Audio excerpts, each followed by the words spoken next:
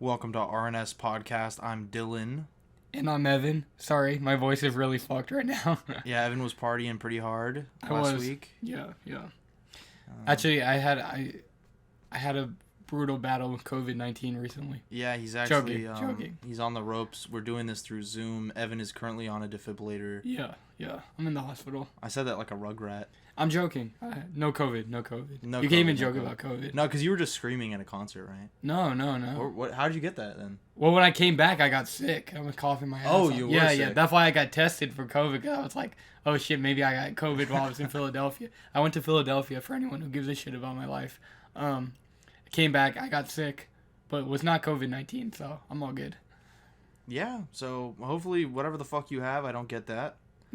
And I think it's over now. It doesn't, Evan, I'm going to be frank with you, it doesn't sound like it's over. No. But just my voice got fucked from coughing and all that, you know what I mean? Yeah. But, me, myself, I'm okay. So, thank you. All right, cool. Well, we're all wishing Evan well. All 30 of us, Evan, we're wishing you well. Yay. What other cool news do we have? We should talk about our Halloween costumes. Okay. They're epic.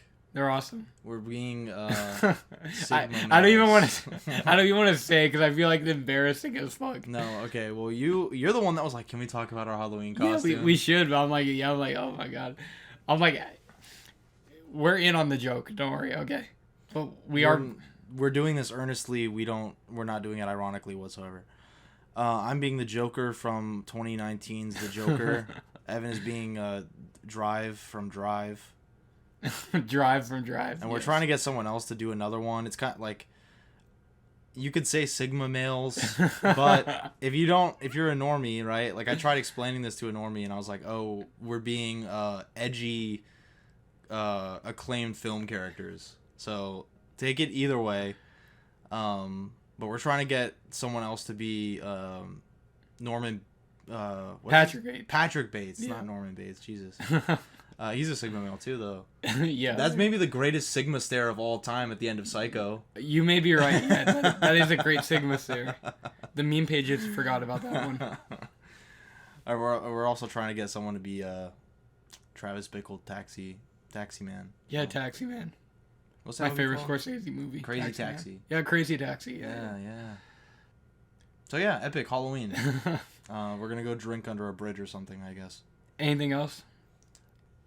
We might make a Nicktoons episode, like next month or something. Maybe. The release of that game has been super fucked, so it's not turning out exactly how we planned. I wound up getting it. It's okay. Honestly, I don't really even see us being able to talk about it for a full episode. I pre-ordered a copy, and then it's just it's coming in November. I was like, what the hell? And yeah. I ordered it before the release. Yeah. So, I don't know. I've heard that the physical releases are, really hard to get right now. Yeah, I wanted one, but I was like, I don't have time. I'm not even going to bother. I just bought it on digital. But yeah, Nicktoons review might be coming, but this episode, I think you want to get into it now? Yeah. Audition. So, I was going to say, Audition might be the least Halloween-y of any of these movies. You think so? Definitely, probably. Because we're doing Trick or Treat. We just did The Crow, which takes place on Halloween, kind of. Trick or Treat is the most Halloween movie there is, and fucking The Fly is a pretty, I haven't seen it, but it's a pretty famous just horror movie, I guess. This one is not.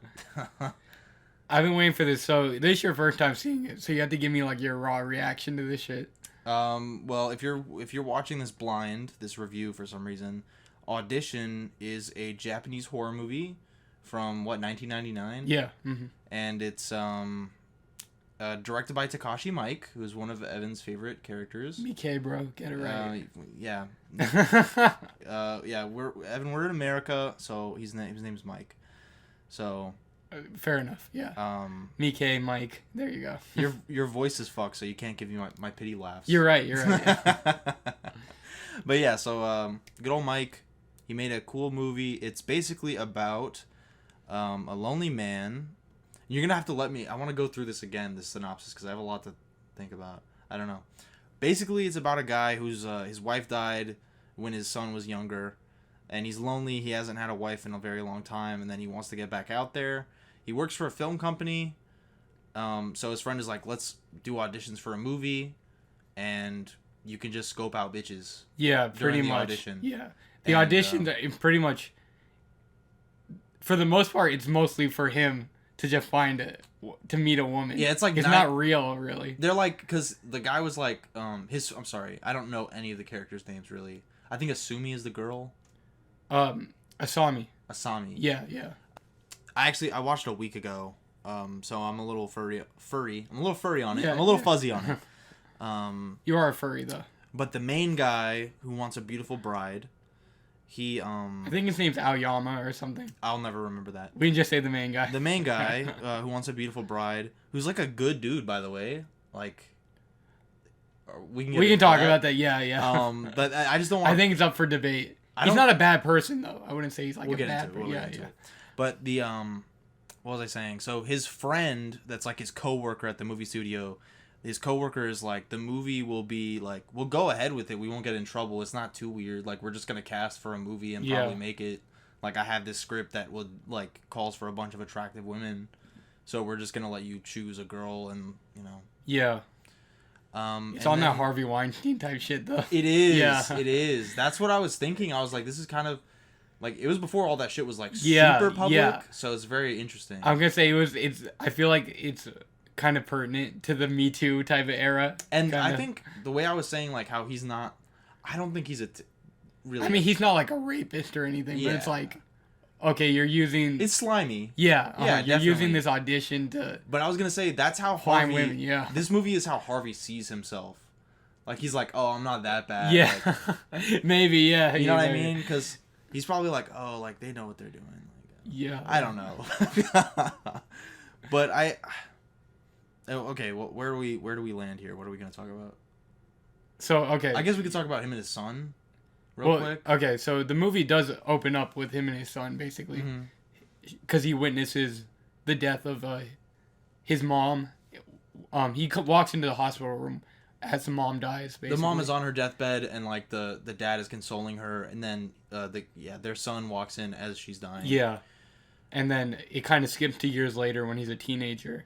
And I really like their relationship. Yeah, it's good. I mean, he's the one who tells him, "Oh, you should, get back out there." Yeah. So it kind of starts with that. But I just like their relationship because, like, I don't know. There's a lot of times where in movies or TV shows or whatever, I just don't buy characters as being related or like liking each other, but it's like, I don't know, they make each other dinner and shit, like they enjoy each other's company. The first scene with them where the son is grown up and it's like years later is like they're both fishing together and talking shit. They have some banter. They have a good relationship. I like that. Oh yeah, and one part that was really fucking charming to me is when the dad, it's like pretty cliche I guess, but it was really charming the way that it played out in the movie. When the dad is leaving, I think maybe to go meet the girl. He's like on the way out, and he's like, "Oh yeah, you can give her my dinner and shit, whatever." And he's like, "Oh Dad, meet this girl I met, whatever." Oh yeah, that part.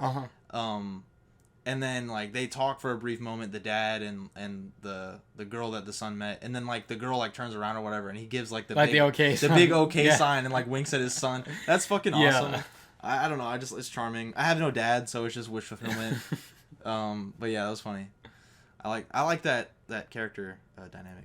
But this part though, it kind of comes back at the end. It's weird. Oh, that's awesome. Yeah, the dream sequence. I like that a lot. You like that?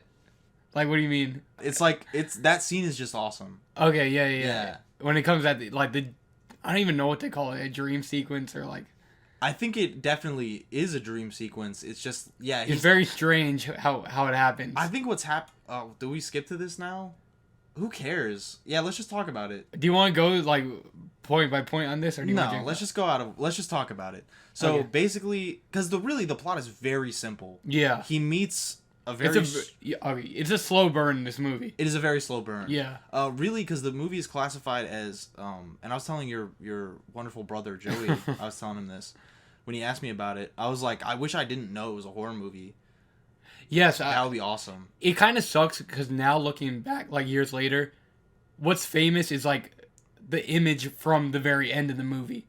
But I wish most people could see this movie without knowing anything about it. I did. The thing is, I'm kind of grateful because I knew very, very little. But of course, the cover of the fucking Blu-ray is like the girl with a fucking the needle. Yeah. Uh-huh. So it's kind of like, well, she's evil then. I guess.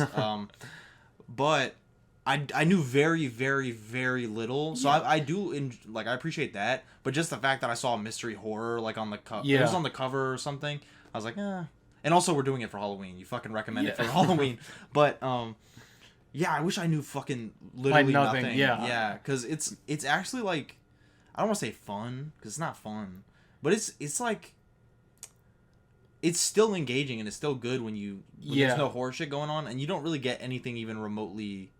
Because it kind of starts out as like a mystery, because it's like he meets Asami at the audition, but the details about her life are like very scarce. He's just trying to find out more and more about her.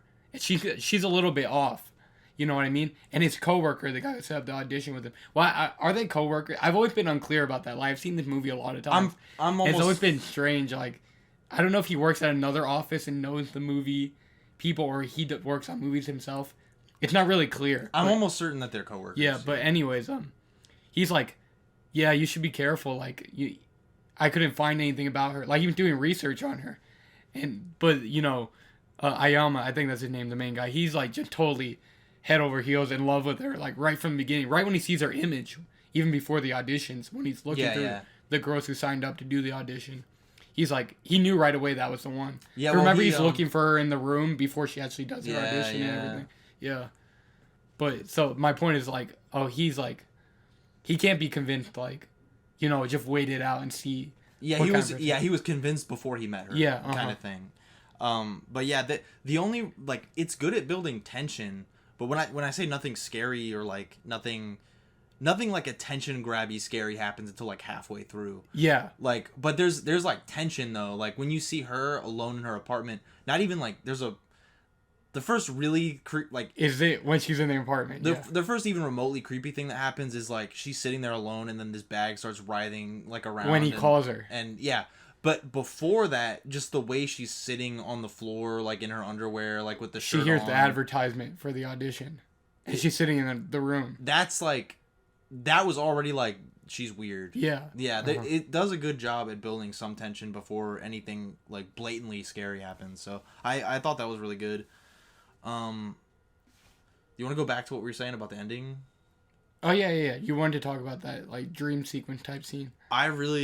That scene was probably, I mean, of course it's like, I hate sounding like one of the superhero movie people, but of course that's like the coolest scene in the movie. Yeah. Basically. Well, the whole last 30 minutes, it's just like. It's torture. Everything you've been, like, kind of waiting for. You know what I mean?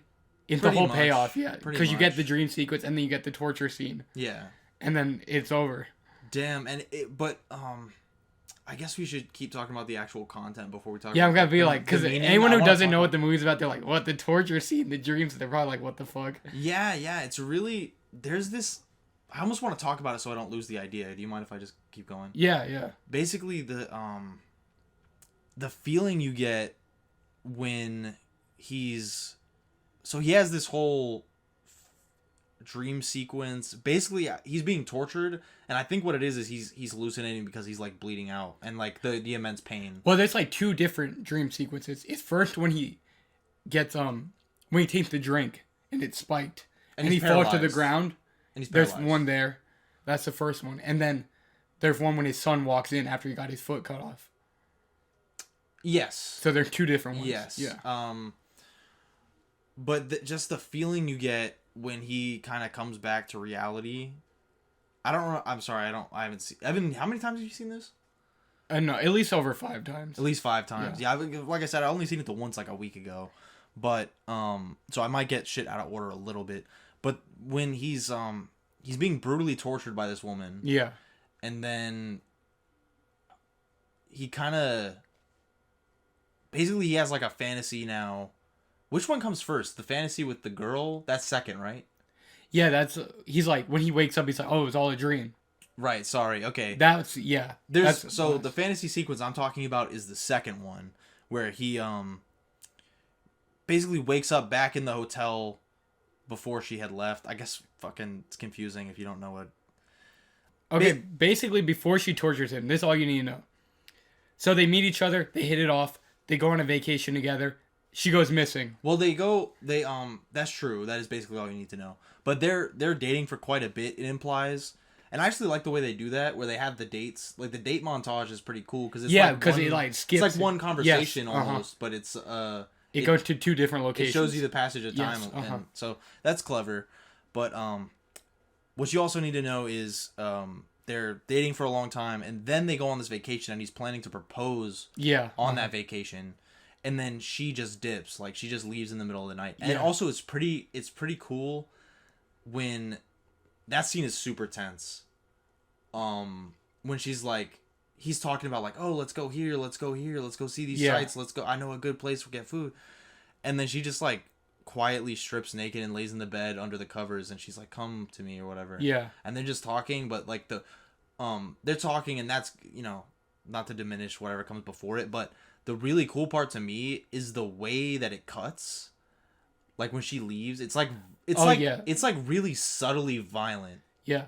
That's we should really also say cool. That this is the part where she shows him the scars on her leg. Yeah. Which is, I guess, okay, this is really important because you kind of find out from here and then towards the end that she was been abused her whole life. Yeah. By her, I think it was like her uncle, and then you find out by the guy who was teaching her ballet. Oh, right. Her ballet instructor or whatever. Yeah, and he burned her on the leg with like the tonsils or whatever those are. I don't know what they are. Oh, like it's... You know what I'm talking about? Basically, he like cattle prods her. Yeah. But it's like with a little horseshoe thing. Yeah. Yeah. Because he's like trying to force her to dance for him. Yeah. When she was like a little girl, like the dude's fucking weird. And I also the ending with the fantasy sequence with the people switching places, like when you see the little girl become the adult girl. Yeah. I forget. Sorry, Asami. I think it's Asami. Sorry. But yeah, it's very it's dreamlike in a way that I think a lot of directors like they wish they could do. You know. Yeah. They're really effective fantasy dream sequences. Really I agree. And then this is kind of where this like it is exposing him a bit for like a womanizer in this scene. Yes. Because there's a moment in the beginning, or I guess there's a couple scenes where the secretary seems very like, not like to a very like creepy extent where I'm like, oh, she's the monster, like, but it's like she seems like kind of smitten with the main guy, his secretary, basically, right? And you don't. I was like, something's coming of it because it's like very distinct the way she's acting. So I was like, this is gonna pay off somehow. Yeah. And then in the dream sequence, like the dream version of the secretary reveals to us that like they fucked one time, and then he kind of treated her like he ghosted her. And then he pretended it didn't happen, basically. And I think presumably it happened when his wife was alive. You think so? I think I'm not. I mean, it's possible. I didn't take it that way, but you might be right. For some reason, I took it that way. For some reason, I did. Okay. You could be right. Like I said, it doesn't really explicitly say. Yeah. And then you don't really know, but like maybe something happened between him and the maid also. I think she said affair. Did she say that? I think she might have said affair. Okay. I don't I could be wrong, but I also get the same vibe kind of from the maid. Yeah. Because she says, and she was married or is married. She is married. Yeah, she is married. Yeah, because towards the end of the movie, right before he gets brutally tortured for half an hour, they're talking, his maid and the main guy, and she's like, oh, of course you have a girlfriend, like a wealthy guy like you. And I was like, and the way she like takes her hair, lets her hair down and everything, it's like you don't really know because the way he like sees her naked in the dream scene. Well, did something happen between them? Maybe. It's kind of like his character, because of course, like I was saying, he does get a little more irredeemable as the movie goes on. I don't think he's that bad though. No, he's not terrible, but it's just, well, I don't know. The whole faking an audition thing, that's pretty bad. Obviously, it's not... It wasn't even his idea, though. It's not as bad as what happened to him. No. I mean, yeah, it's not worth, what. Well, I mean, I'm not on some Siskel and Ebert shit where I'm like, these characters don't deserve to die. Why are they dying? Like, that's not the point, Siskel and Ebert. But it's just, I'm not saying it in the sense of like, oh, he didn't deserve to die. Like, no one really deserves to be brutally tortured. Yeah. But it's just like, I don't know. It's just like, my thoughts on it. I don't know. It's not a flaw. Yeah. I'm not saying it's a flaw.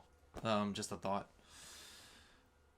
But yeah, he's definitely like, it's portrayed very subtly, especially for being like pre-Weinstein and Me Too and shit. Yes, I agree. I mean? I agree. Because it's not like we said, it's not like he's like forcing himself on these women or anything like that. He's basically, he's abusing his power in a very subtle way. Yeah, Yeah. But it's like, at the same time, you could see that as like a criticism of the movie industry in general, what's going on here. Yeah. And just men in power. Yeah. Which is, a lot of people describe this as like a feminist horror film.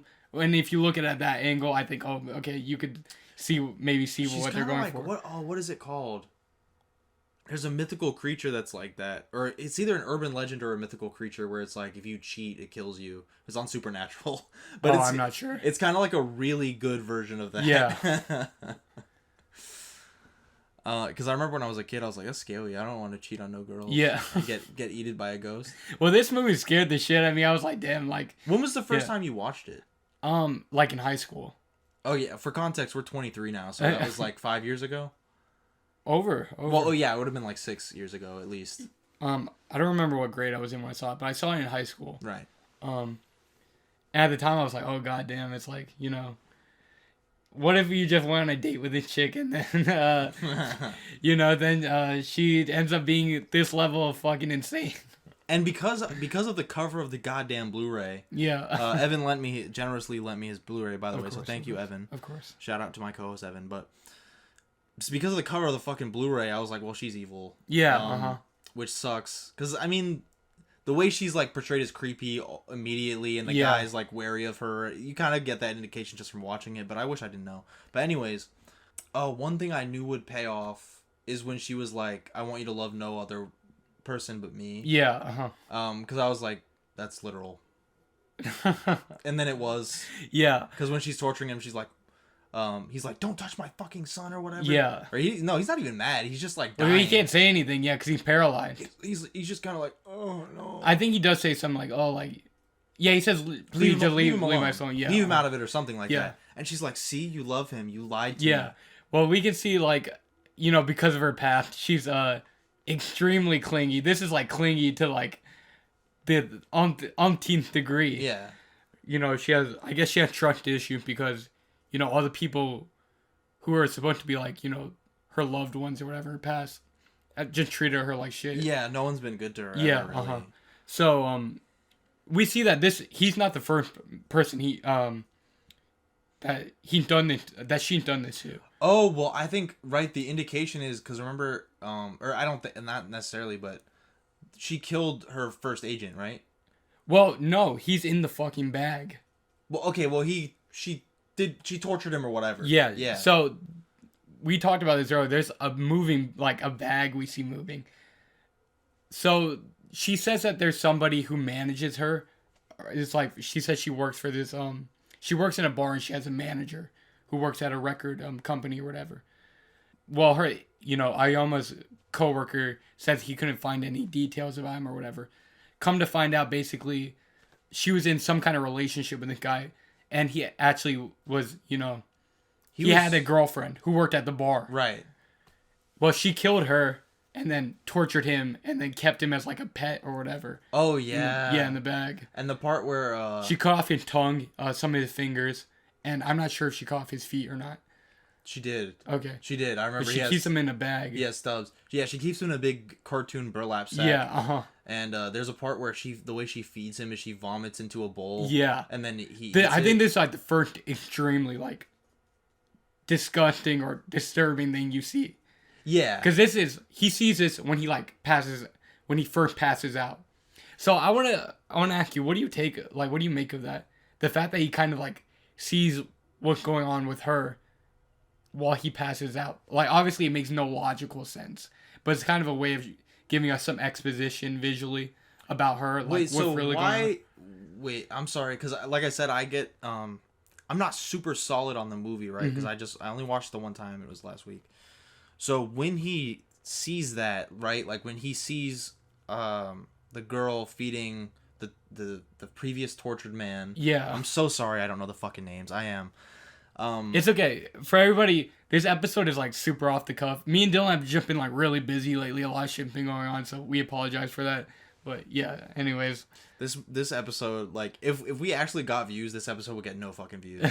Because it's like, it's this movie no one has watched, and it's like... Battle Royale did decently, though. But I think Battle Royale's more popular than... Probably a lot more popular, right? Yeah.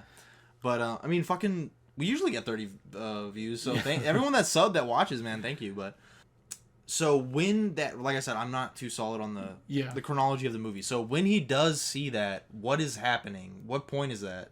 It's when he first passes gets out. poisoned? Yeah, So what does he do? He, like, just sees a vision of that happening? Yeah, Well, maybe that... It shows him in the room. It's, like, it's weird. It's, like, it almost gives them, like, a psychic connection to each other. Obviously, you know, what it's really doing is just giving us visual exposition, a way of showing us, like, what's been going on with her, the truth behind her past in a, you know, visually interesting way. But it's, like, obviously this makes no logical sense. Yeah. But so I just want to know what you made of that. I feel like to have a super solid read on the movie, I'd have to watch it again. But I feel like that could be just him being scared.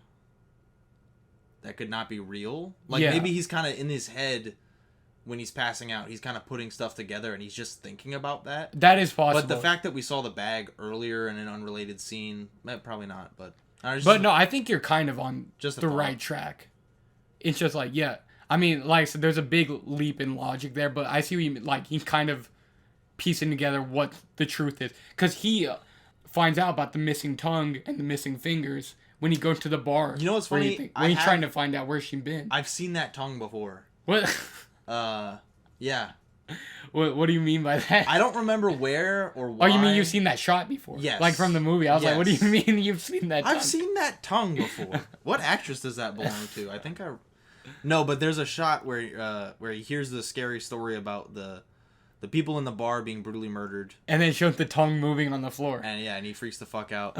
I've seen that, like, as a GIF, or it was in someone's, like, YouTube video or something you did as, like, a gag. Yeah, like, it was a clip they used in, like, some video essay, probably. But, yeah, I've seen that before, so I was surprised to recognize something in the movie, but... So, I think there's a good chunk of it... Well, none of it's literal, I don't think. Yeah. I don't think really any of it's literal. Well, what do you mean by that? I think... I'm not saying it's like Mother. Or is it Mother? I didn't even see Mother. I don't think it's... Well, you know what I mean, though, right? Yeah. I don't think it's like Mother, where it's like literally every single thing... It's like an allegory. Is a fucking 2D allegory. Yeah. I don't think it's like that.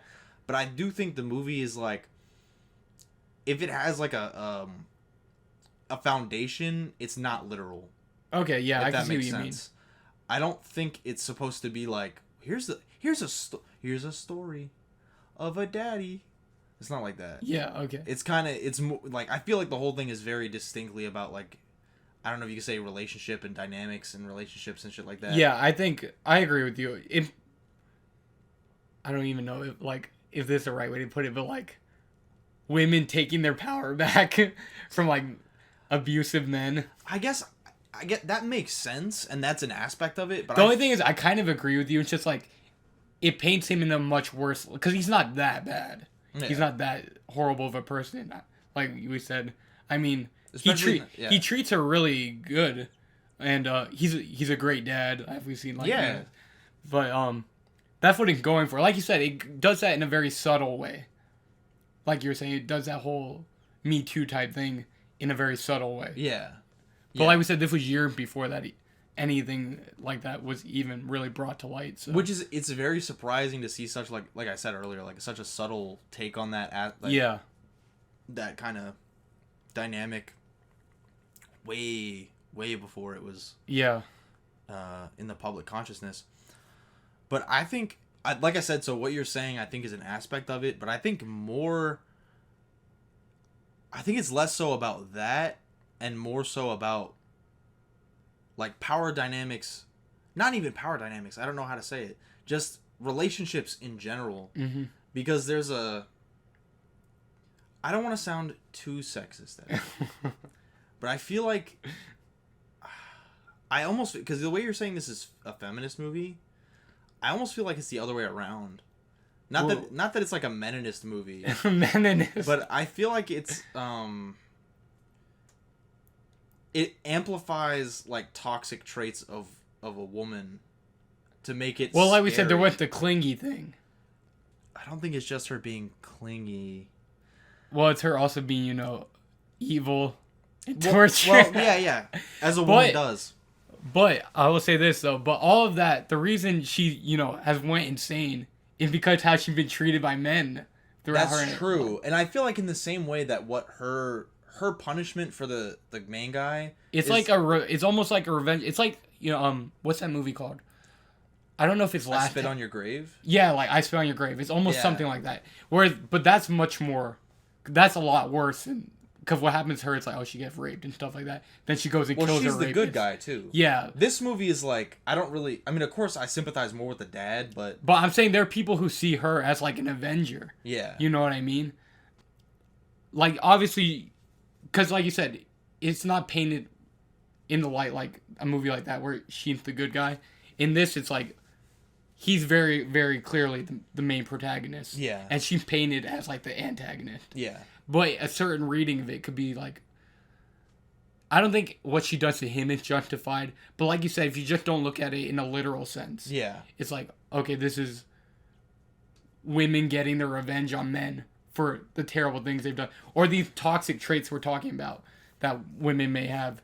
Maybe it's a result of how they've been treated by men. That's one thing that's interesting is... So it's almost hypocritical of us to judge them in that way because maybe they're that way because of how they've been treated by men. Yeah, it's cyclical. You know what I mean? Yeah. Exactly, yes. But what I was going to say is it's interesting how his negative traits are very subtle, like we were saying. Yeah.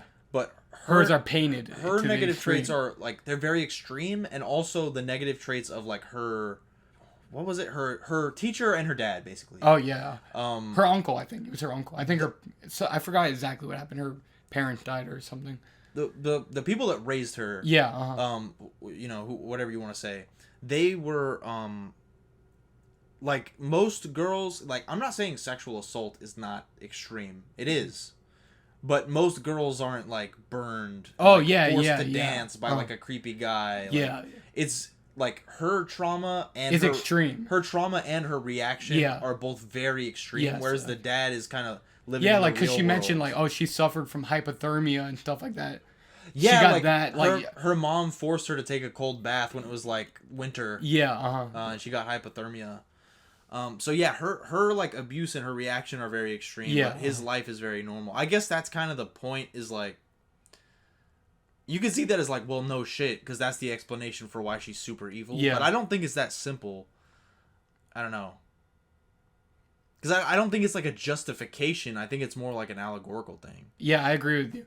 I think you're right when you said it's like, this movie's not super lit. Like, you shouldn't take it all at face value. Yeah. For its message or whatever you want to say. Yeah, it's very interesting. I would literally have to watch it again, and I kind of wish that I had, because I didn't think I didn't think we'd get as much out of it as we are talking about it.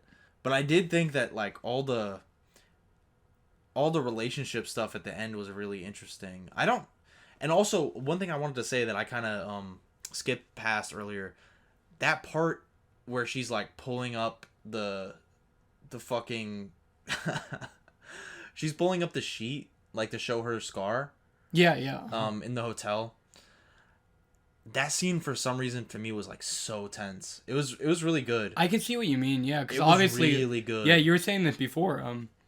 Obviously, when he's like, yeah, they're on vacation, he's like, yeah, let's go do this, and then this. And then she says nothing. She just turns the light off and goes into bed. One thing I did want to mention, that actress is amazing. Oh, she's great. Yeah, she's great. Because she's so...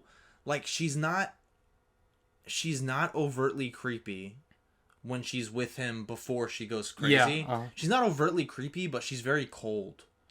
Yeah. And then she actually seems happy when she gets to torture him, which is like, she seems like a normal person. Yeah. Well, of course she's killing somebody, but she seems like actually like her emotions are fully at the front of her face, like, and shit. Like, she's actually at the end. Yeah, that's really good. I agree with you. Yeah. I wanted to say, so last night when I decided to rewatch it, I was like, oh, I've seen this movie so many times. How about maybe since we're going to do the podcast, I watch it with the commentary with Takashi Miike. Oh, so cool. I watched the commentary last night. And he said about the kind of relevant to what you were saying. So he says, usually, like, I've been told my whole life as a director, you should understand your character completely. But he decided for when he was doing her character to keep it a mystery. Like, he didn't even want to understand her himself. He's like, he wanted to let the actress... It's basically her... It's more her character. Yeah, her character. Oh. And I'm like, I think it's strange, but I think that kind of shows in the movie. Yeah. That even the filmmakers don't really know too much about her. You know what I mean? Yeah. It's kind of strange a thing to say, but you get that sense when you're watching. That's you really know what clever. I mean? Yeah. Yeah. He said he wanted to, like, him and the writer, because they were both on the commentary. They both wanted to let her build the character. It's like and they didn't want to know too much. Just let her do her thing. The movie's basically structured to let her do that. Yeah. Too. That's really interesting because once you're telling me that makes a lot of sense. Yeah. And I think, like I was saying about the power dynamic before, well, you want to talk about the actual audition scene? Sure. Okay, so before I get to what I was going to say about that, what were your thoughts on this scene? This is a great scene, I think. The audition scene in general? Well, it's funny. Yeah, it is funny. It's the funniest, it's the most light scene in the movie, I guess. Yeah, and I'm like, I think this is done intentionally. It's like, the whole concept of, like, this fake audition kind of, kind of fucked up, kind of disturbing, but they play this whole scene as a joke.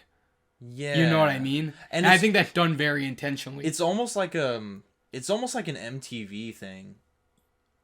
What do you mean by that? It's almost like, you ever watch that show? This is so stupid. No one's even gonna...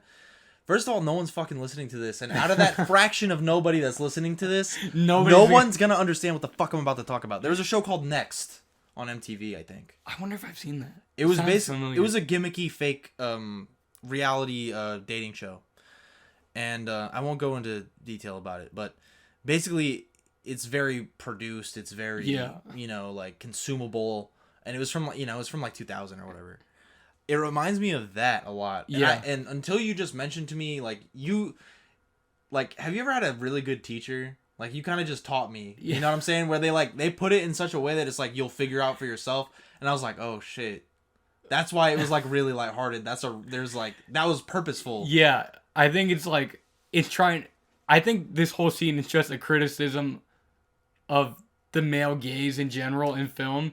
Well, obviously you're putting up women to do these like sexual and they're kind of making jokes of themselves, the shit they're doing, the things they're saying, the stuff they're asking them, but it's played up as like a big joke. Yeah. You know what I mean? And the whole concept, it's built on a lie, all of it. Yeah. So but it's played as a joke. And I think that's done, to put us on his side, but then she gets revenge for all of that at the end. You know what I mean? Yeah. I feel like I'm wording this terribly, but... I don't think it's just the male gaze either. But I want to say, like... Oh, go ahead. So when she finally does her audition, we see the camera gives her all the power here. Whereas before, we mostly are watching from their point of view. Now we see that she's watching them. They're kind of the camera change. Oh, that's fucking cool. Yeah, I didn't think about that. And so you see the camera gives her the power in this scene. Shit. Yeah. And it shows her watching them from her back and not the other way around. It has because it's that big long. Yeah, and it has the least footage on I don't know what they're called, like the CCTV thing. Yeah. We see a lot of footage of them watching on I don't know what it's called. Like directors and stuff like that, when they're filming something, it shows up right on the TV. Yeah, it has the least amount of footage from that.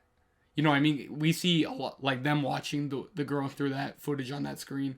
This is she's watching them. Yeah, but it's I remember what you're talking about because there's that big long part where he rants at her. Yeah. He's basically he's just fawning over her. He's like, "You're great. You did so great."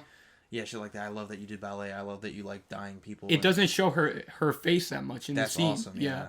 So it's a complete reversal of the traditional male gaze, and there's no that lighthearted music that plays in the audition. It's gone. It's gone. Because that's what I took away from it. Because how I was saying there's more subtle, kind of not creepy. There's more subtle tension in the first half. Of course, way more subtle, but that was a good example because they cut that shit out real quick. Once she's... That's because I didn't distinctly think about like, oh, it switches the perspective, it switches the music and the tone and everything. I wasn't thinking about that specifically, but it's like, but you can tell once you feel it. Yeah. Once she comes on screen, it just feels different. Yeah, it just feels different from every other girl. That's awesome. And she's not like, while the rest of them, they're like doing one of them gets naked, one of them doing like the cheerleader moves. Fucking two of them get naked. Oh, was it two of them? Yeah, and then because one shows their sweep behind, and then one of them was like, "Oh, here's my cuts from the times I tried to kill myself." Like they're all like being exploited. Yeah, basically, yeah. But she's just like, "Oh, here's why I'm here. I don't even think I'm gonna get this role." She tells them a little bit about her past, and then, like I said, the camera gives her all the power. She's not being played up as a joke like the rest of the women. Yeah, not at all. Yeah, so, that it kind of makes her suitable for the role she takes on to get like revenge for women against men or whatever. Yeah. You know what I mean? So this is like probably my favorite scene in the movie because I feel like this scene kind of almost sums up everything that this movie is about. Yeah. You know what I mean? But in a microcosm. Yeah, in a nutshell. Yeah, that's a great fucking scene. I didn't think about it, really. Well, I actually wrote a paper about this scene, like, a few years ago. That's the reason, like, I'm saying it like this. I had a film theory class, and I wrote about that scene. Because I was like, we had to use, like, a topic we talked about, and it was male gaze. And I was like, oh, that's kind of like Audition. Then I went and rewatched it. And that's when I noticed that they actually do that with the camera. So, yeah, there you go. That's really... You know what, Evan? A+. That's a good fucking... That's clever, man. Well, I guess really credit to fucking the director. You fucking idiot. Takashi Miike. No, dude, fucking seriously, that's some good shit to notice. Yeah, it is. That's clever, man. But going off from there, I think also there's an aspect. I don't know if I'm entirely right about this, but you see he starts becoming like pretty clingy as well. Oh yeah. Once she goes missing, at least. Well, I don't know. Do you think that's kind of like intentional? He's trying to reverse the roles a little bit. Like I said, there's a reversal. Yeah. And well, they both, not both at all, because she was like, okay, so what, do you think she was acting the whole time? I don't think so. No, I think when she seemed pretty genuine. She was like, oh yeah, I want only you to love me and stuff like that. But once she she doesn't even know. I think she thinks that he's still married. She doesn't know that his wife died. Yeah, because remember, she sees a woman leave his house, and then she goes upstairs and she sees the picture. There is a moment where she indicates that he's not faithful. I think. Oh yeah, because she's like, you're all the same. Like you're cheating too. Like the last guy. And he has a son, so I think she just assumes. But so I think she still thinks he's married. But I think regardless, even if she found out, oh, he has a son and stuff like that, I think she still would have reacted. Yeah, me too. Because it was kind of clear. The way she says it, it's like she's just kind of like... she wants like him to literally dedicate his life to only her. Yeah, because like when she says the son thing. But she also said... Fuck, what was it? It was in goddamn Japanese, Evan. They should remake this. Which part is it? They should remake this with Margot Robbie. Yeah. And Josh Brolin. With Josh Brolin. Yeah. Oh, Old Boy, right? Wasn't Margot Robbie in that? Josh Brolin was. No, Josh Brolin was in Old Boy, though. I didn't even think about that, but that's funny. I was just thinking about two fucking MCU actors or whatever, but... Damn. It just seemed like she was adding that on. Like, it just seems like, well, you're fucking... you're not faithful like the rest of them. Like, she had this shit all set up, and she found that out, like, after she was gonna do it. Yeah. That's the impression I got. And then, of course, she doesn't find out he has a son till later. Yeah, I don't think she was initially planning on, like, right from the beginning, doing anything wrong to him. Well, I think the reason that she's, like I was saying, she acts very cold until she does the thing... Well, why did she decide to do that on the day with the hotel? Like, why did she leave? I don't know. It's not made entirely clear. I guess, yeah. But I'm thinking maybe she wanted to see how he would react. Yeah, maybe she's just testing him. Yeah, Like I said, a lot of stuff in the movie is kind of left up for interpretation. Maybe like you were saying, like she was doing like a deliberate kind of... She was like... Yeah, because obviously she came to his house and was trying to see what the deal was. Yeah, like she's the one that's like... I guess maybe she's used to like... being the one that wants someone, so she wanted to be like, oh, well, I want someone to want me. Like yeah. or something. What else? There was something else I was gonna say. And I think that lends more to the reversal thing. Because I feel like usually it's like, oh, the women should pine for me. Well, she's trying to do a reversal of that. You know what I mean? I don't know if that's true, though. Well, I just, like, what you said was like, oh, I want someone to want me.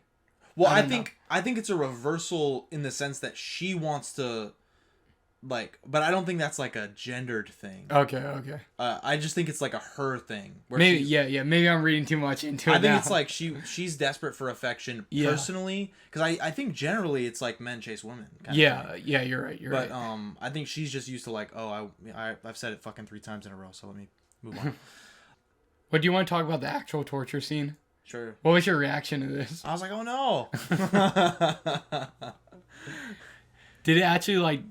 Did you find it like hard to watch? Not really. No. To be honest, I don't think it's parts of it. Yes. Okay. While she was cutting the feet off, one thing I'm sorry, I'm cutting myself off already. When she was cutting the feet off, I was just gonna say that part didn't get me. When she put it, oh my god, I'm sorry. Yeah, I'm sorry. I'm going all over okay. the place. I'm just remembering there is some, because when I was watching the scene, I was like, this is going on for a minute. But there was stuff that I did really like about it. Okay, so let me go in fucking be concise. Yeah. So one thing I really loved is like the fucking ASMR part. I love that. Oh, where she's like kitty, putting the needles in. Yeah, that's good. There's something interesting about this. At least what I read online. So you see when she's saying that and she's saying deeper. I've read. I don't know if this is true or not. Just what I've read online. Apparently that's a mistranslation. Like apparently it's like in Japanese that's like the sound they make for like needles.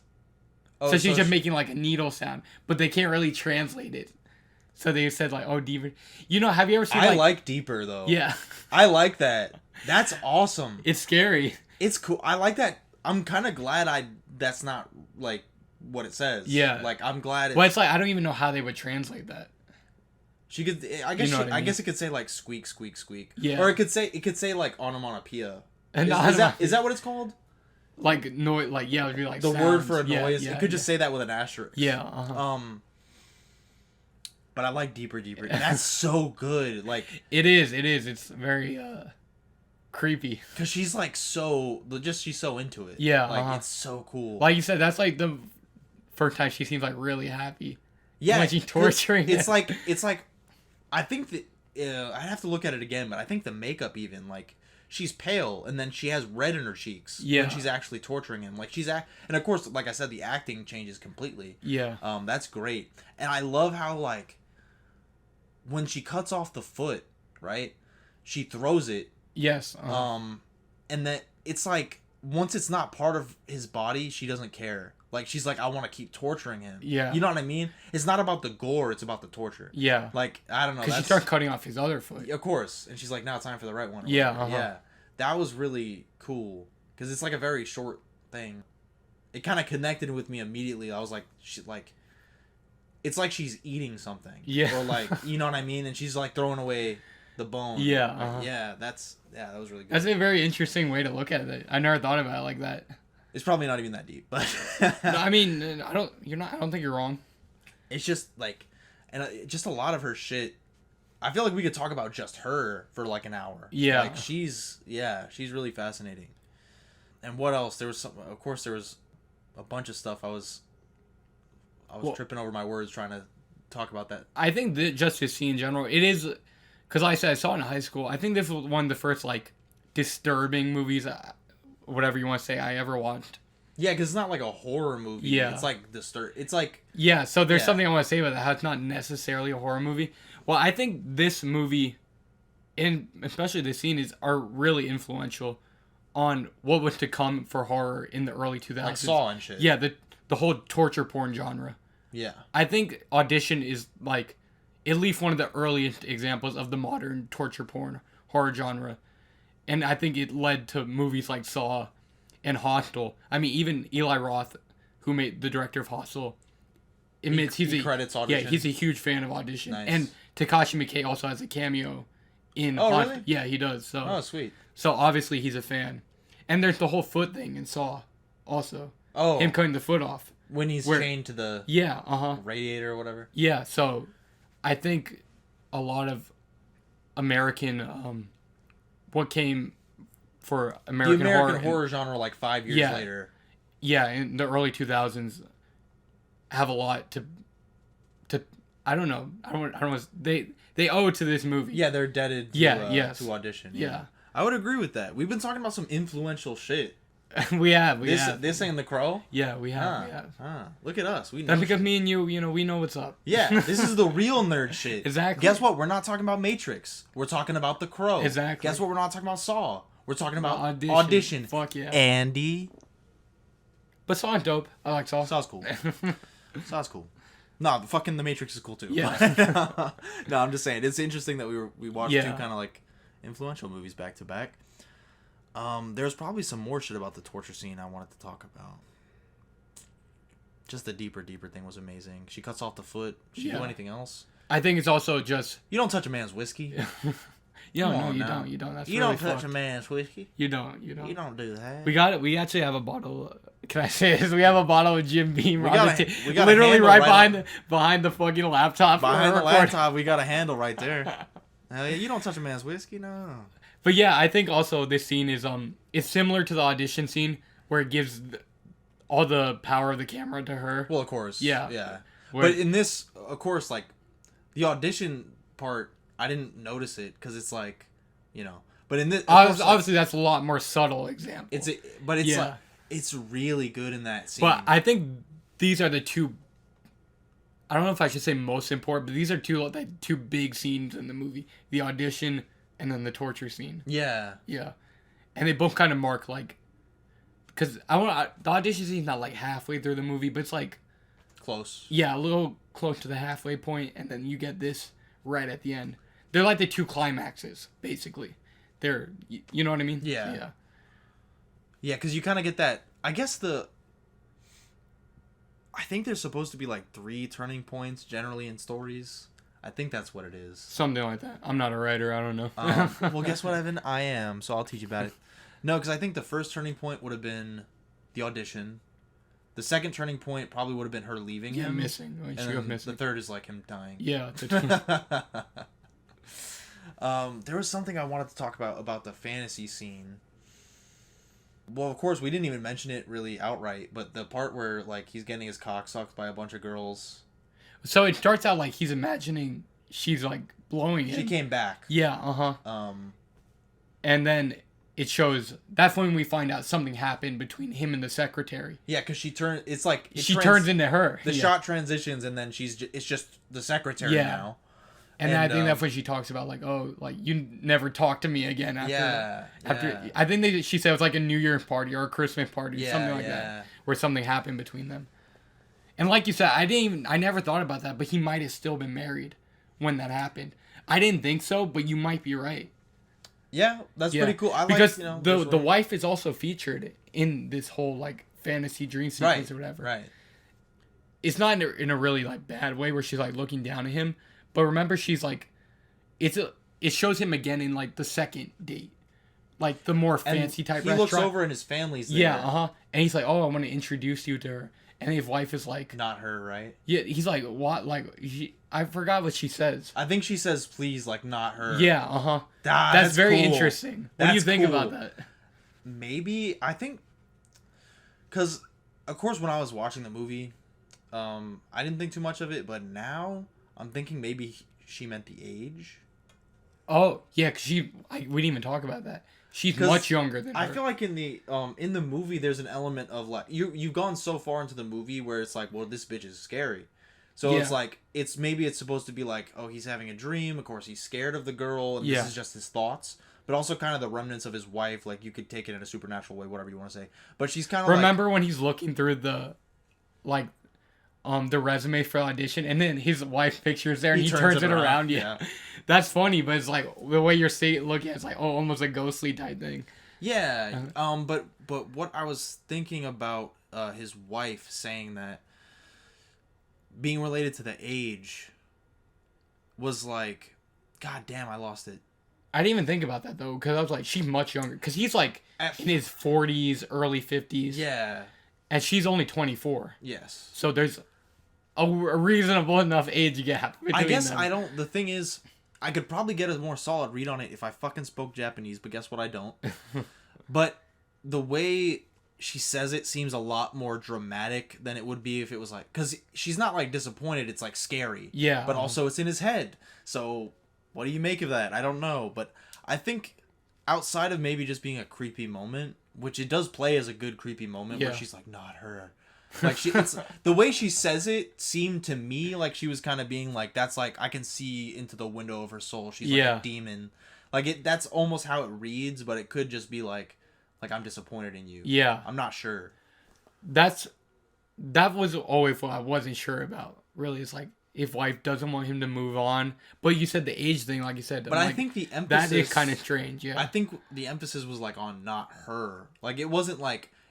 Don't move on out. No, I agree with you. Yeah. But like you said, the reason for that... Well, is it because she's evil and for some reason you're able to tell this? Or because, like you said, she's very young? But there's the added factor of this is his thoughts. Yes, exactly. So it's like... is he just kind of thinking of his wife as a protector? Like, he's like, at this point, I know she's evil, so my wife would tell me to stay away from her?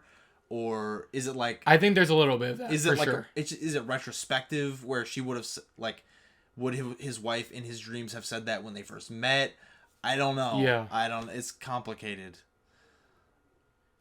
Speaking of family, though, I guess we can also talk about the son a little bit. Yeah, he did. So the son does save his ass at the end. Does he? I don't think the dad even lives. You don't think so? Not really. Why do you say that? His fucking foot is cut off, Evan. Yeah, but you see he calls the police immediately. Okay, so for those of you who haven't seen the movie, which is probably all of you, like we said, but so after she's torturing him, we hear the door like unlocking. Right. And it's the son. He comes home. So she goes to hide. Oh. She gets the pepper spray and goes to hide. And he walks in and he's like, what the fuck? Like, obviously he sees a dad. He's like shocked. He's like, Dad. And he like drops his bag. And then she tries to pepper spray him and he runs away. She chases him up the stairs. And then when she tries to pepper spray him, he fucking like kicks her off. And this is how she dies. He kicks her off the stairs and she like breaks her neck. That's maybe my least favorite part of the entire movie. I don't think the son should have even died, because like when he came in, I was rooting for him. I was like, no, like run, like please, you perfect little friend. So I was rooting for him in that scene. I don't think he should have died. But the way she came after him was very feeble. I agree with you. I agree. Yeah. It was. She weird. wasn't really trying. No. But it was strange. I don't know. It's like, I mean, I think she did want to hurt him, but I feel like I've thought about this before in this movie. I feel like the son is like the only innocent person in this movie. I was gonna say, you know what I mean? Maybe he represents like a potential. Like he hasn't, you know. I what can you're see saying, what you like mean. innocence, yeah. Yeah, that's basically what I mean. I feel like the son is like the only like.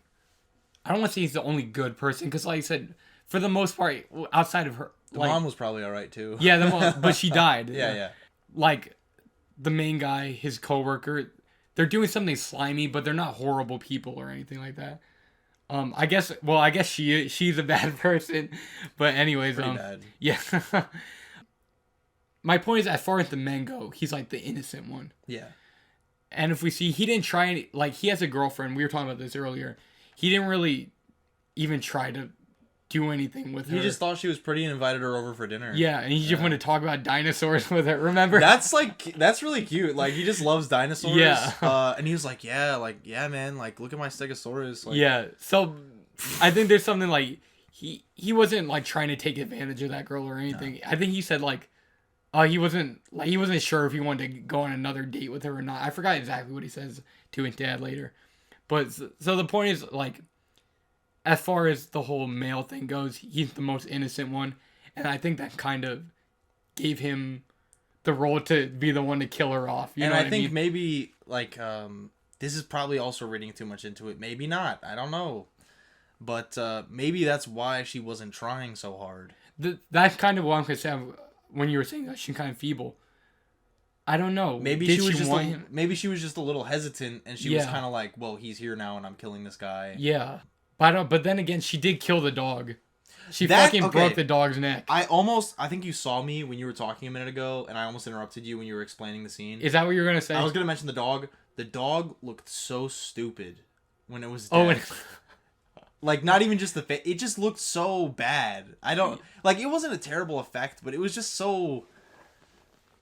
It was probably, to me, the blatantly silliest thing in the movie. Like, it just looked... I can see what you mean. I don't know. Yeah, she, like, breaks their dog's neck. Because usually if a dog or a cat dies in a movie, that I'm like, I don't want... It's not even like I'm, like, sad or upset. I'm just like, I didn't want to see that. Yeah. It's like when you see Roadkill. Yeah. But when I saw the dog, I was like, that's... dumb. It is a bit silly because you see his eyes are like popping out of his tongue head. is out like fucking Wile E. Coyote. Yeah. It's cool that I think when he falls down, he sees it, the dead dog. Yeah, she comes out of the other room and he sees the dog in the door. The way they reveal it is cool. Yeah. But just the way it actually looked was silly. A bit silly. I can agree with you. But yeah, so I like the idea that maybe she's hesitant. And she has like because of course, like you were saying, like people see her like maybe as, I mean, anti-hero is probably even generous. But they see her as maybe like, she wants to get revenge. Yeah. So the fact that it's like, even though you might be like Christian and you hate every man that ever lived. Yeah. Right. But there's still at least like, you can recognize when it's like, it's not everybody. Yeah. Like, it's kind of like that. It's interesting. But yeah, I don't know, the way she chases him down with the pepper spray is very weird. I agree. But maybe, yeah, like I said, maybe that's... I was thinking that when I was rewatching it today. Maybe that was on purpose. I think maybe that was on purpose. Because he could have easily been like, okay, you're going to chase him with a knife. Yeah. And you're just not going to be able to do it. But they chose pepper spray. Yeah. Which is not a deadly weapon. I don't know. We don't really know what she had it planned for him. That's the thing, though. The only thing is, like, the dog makes me think, where it's like, well, I think maybe she did mean ill will towards him because she fucking killed the dog, so you know what I mean? Obviously, the dog is innocent, too. But there's the whole human versus animal thing, which is, a deeper debate. Yeah, that's like a personal thing, I guess. I think maybe that just... The way I took the dog dying was like, well, the dog would be like smelling them and barking. Yeah. Like, so you just don't want him there. Because we do see earlier when she first breaks into the house, the dog's like looking, he hears something and he walks away. And then it cuts. Yeah. Yeah. So you could be right about that. One thing I really liked about this movie is every time I thought a beat was coming, it didn't come. I like that. In a lesser movie, the dog would walk off screen and squeal. Yeah. Or something. That happens like a good number of times during this movie where I was like, I know exactly what's about to happen. Well, like you said, like we were mentioning earlier, the whole movie is really a slow burn. You don't get that payoff until the very end, and then it's an extreme payoff. So it's like they really, they edge you. They edge you. Yeah. They edge you until the end of the movie. They edge the J horror movie. Yeah. What else you got, Evan? What else you got? Is there any cool stuff in the dream sequence? I feel like we didn't get all the way into that. Oh, one thing I did want to mention, I didn't really even finish my thought earlier. The second dream sequence, so not the blowjob sequence, the other one, where he basically... He's like, oh, thank God, it was all a dream, but it's not a dream. This is a dream. That resonated with me maybe more than anything in the entire movie. Well, why do you say that? That's the moment where I kind of felt like I got the movie. Because I feel like the whole movie feels like... I don't know what you could call it. Maybe a toxic relationship. Maybe you could say that. Yeah. Even though it's not, like we were saying, it's not a very literal movie. At least in our view of it. But the way I kind of see it... Because there's no toxicity outright, really, until, like, she leaves. And then she starts, like, torturing him. Yeah, the toxicity really comes from how it even comes about. It's in the background. Yeah. Yeah. And then... Obviously, the very end, it's like extremely toxic. It's like seeped in toxicity. Yeah, it's not like how they acted to each other. Yeah. Okay. So when he wakes up with her, it's the fact that it's built on a lie. Yeah. Yeah. Both ways, really. Yeah. Yes. Which I get. You know what? That's kind of. Which is where I could see where you were coming from earlier, when you're like, well, maybe it's not really. It could just go both ways about men and women. I can see what you mean. Just about. Yeah. I don't think it's just, Yeah, I can see what you mean when you say it like that. But the moment when he wakes up and everything's okay, that, like, doesn't everyone have that feeling? Like, whether it's about, like, relationships or whatever, that's when I feel like I got the movie. Even though, of course, it's about relationships. I don't know. When I was talking about toxicity, I guess, I don't know, there's, like, an element of, like, wanting to fix people. An element of, like I said, like, wishing everything was back to normal, everything was okay. There's like a meme about it. You know, the meme where it's like, I can fix him. Yeah. You know what I'm talking about? Yeah.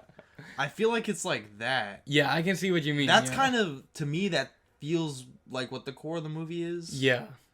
So if you were saying, like, oh, these are the key scenes, definitely plot-wise, and like, whatever, and, like payoff and, like, shit like that, those are the key scenes. But to me, like, what made me feel like I had an understanding of a movie, or I had made my own understanding of it, it was that scene, I think. That's the part where I was like, I like this. Yeah, I can definitely see what you mean. I wish I knew, because I rewatched it last night, but I was watching with commentary because I was like, oh, let me pick up on, like, some of the director's thoughts because I've seen it, like I said, a bunch of times. But now I kind of wish I watched it without the commentary just so I can know off the top of my head exactly some of the things they say to each other. But anyways, it's fine. Well, he's still pretty scared in that scene. He doesn't really, he doesn't really let go. You know what I mean?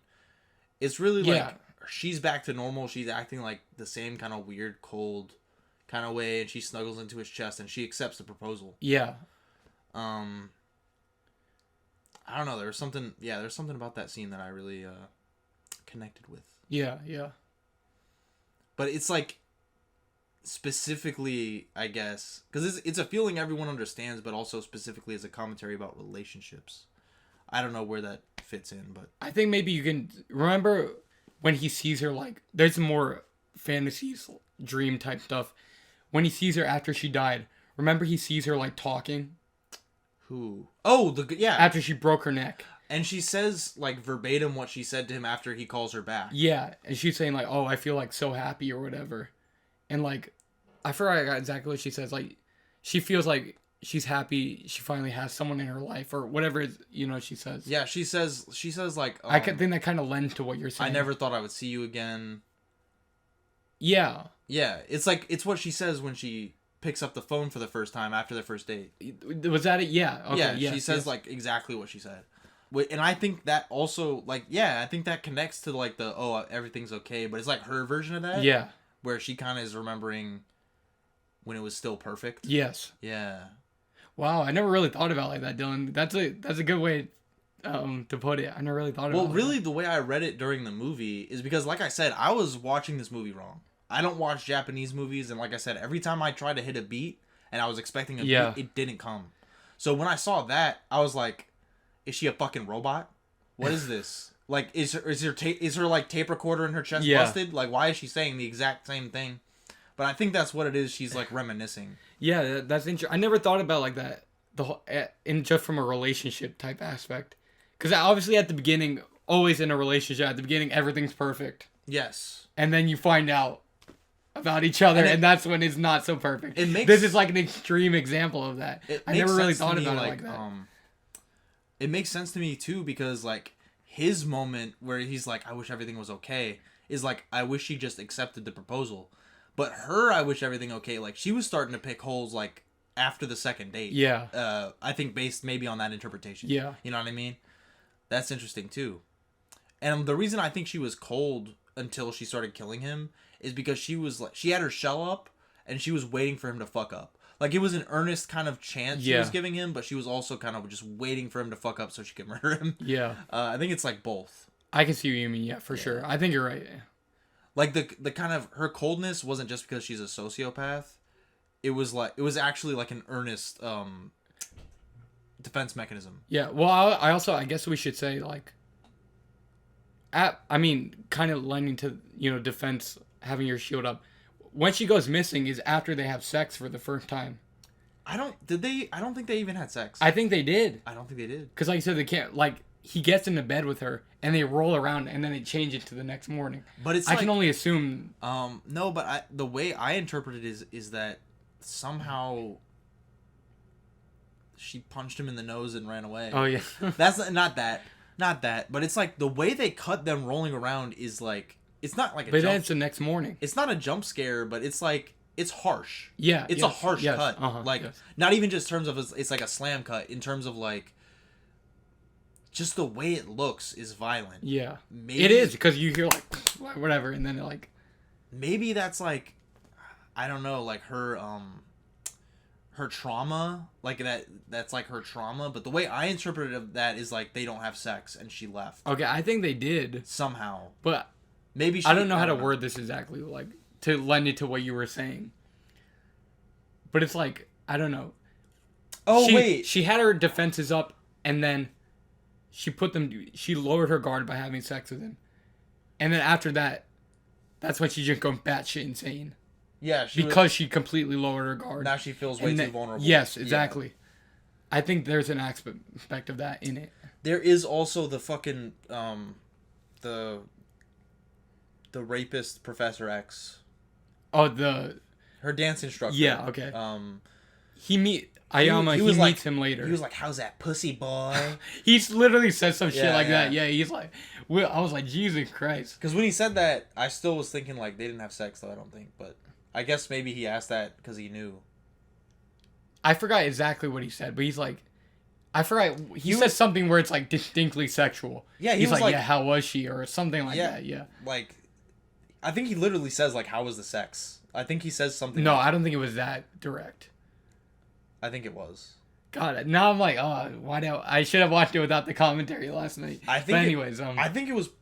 I don't think it was like, "Oh, you felt her flesh." Like I think.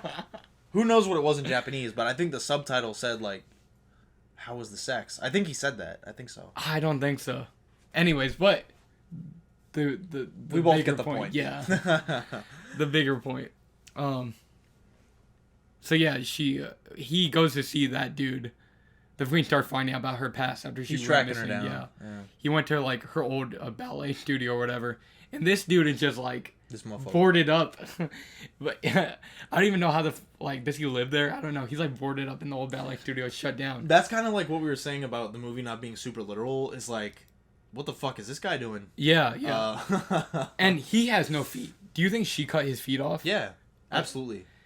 I don't know, because later she shows him, it shows her killing him. Well, obviously that had to have been after Aoyama comes and meets him.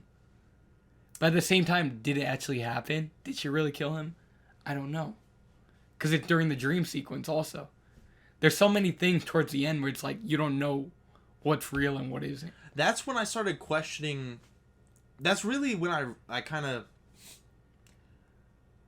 began to like question the entire movie, and I was like, I don't want to say smart enough, because there's no new Rockstar's interpretation of this movie.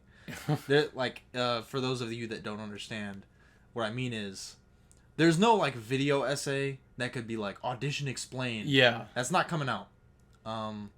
I think Wisecrack actually did a video on it once. Well, Wisecrack is pretty legit. They are. I'm talking about like, cause like if fucking New Rockstars was like ending of Audition Explained, that's not coming out. Wisecrack is pretty good. Unironically kind of like Wisecrack. I do like them. Me too. But definitely during the dream sequences and shit, I was like, there's something that's like. The characters are more like ideas. Like, I don't think they're like... That sounds pretentious. No, you're right. I think you're right. I don't think it's supposed to be like, this is a character study of fucking this film industry. Like I said, it's all very abstract. Yeah. I mean, like I said, I've seen this movie a bunch of times, and to this day, I still... Like, even now just talking about it, I'm always taking something new out of it. There's shit you still don't completely understand and everything, Because the whole ending is very strange. So, yeah. I think it's really what it might be is just kind of, I mean, I just said it was abstract, so that's basically what I mean, but I think it's maybe a mixture of both of their thoughts and feelings, kind of. Yeah, that's what I was kind of saying earlier. It's like, it's like they almost have a psychic connection towards you. Yeah. But it's never said literally or anything like that. No. That would be really lame if they did. That would make the movie fucking terrible. That's what an American movie would do. Yeah. No, if there was an American Audition with Josh Brolin... They might do that. He'd be like, I can feel her in my thoughts. Make it happen, Hollywood. I'd watch it. That's hilarious. Dude, we should do the American Old Boy. Josh Brolin. That'd be awesome. We shouldn't. That'd be awesome. Josh Brolin and Margot Robbie audition. Please. Well, yeah. So, I think for me at least, I think that's about everything I gotta say about Audition. I kind of want to keep talking about it, but my voice is starting to get like, I can feel it like, it's starting to hurt. Yeah, so I'm like, I feel you. I think we got a good little episode out of Audition there. That was a good episode, man. Out of 3, I'll rate Audition a 3. Out of 3. I would give it a 4.5 out of 5. I think I'm gonna continue with the 1 out of 3. That's a very interesting rating. That's a very unique 1 to 3. I think unique Dylan rating. Yeah, because it's like bad, okay, good. You know, I like that. That is good. Yeah. It's good. I like it. It's good. It's a 3 out of 3. You got a fun fact for us? I do. Cool Dylan fact number 3. When we were younger, Dylan's favorite soda was Diet Coke. Oh, crap. Dylan fun fact number 3. Holy crap. 5th grade Dylan really liked Diet Coke. Dylan would chug Diet Coke. Thanks, Mom. There you go. Thanks for listening, guys. Have a good one. Bye-bye. Wait, Evan. Wait. Yes. Click the bell for notifications. Please. So you can see when the next episode of RNS comes out. It's going to be... And give it a thumbs up. Which one are we doing next? The Fly? Yes. We're going to do... the fucking... I don't remember his first name. Cronenberg the Fly. David Cronenberg the Fly. Hell yeah. Thank you. Bye-bye.